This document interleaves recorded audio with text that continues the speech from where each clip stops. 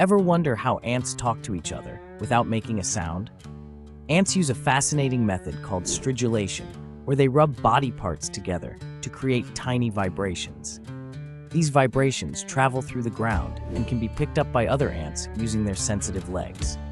This secret language helps ants warn about danger, find food, or coordinate building their nests. So next time you see a trail of ants, remember, they might be having a silent conversation right beneath your feet, using signals we can't even hear.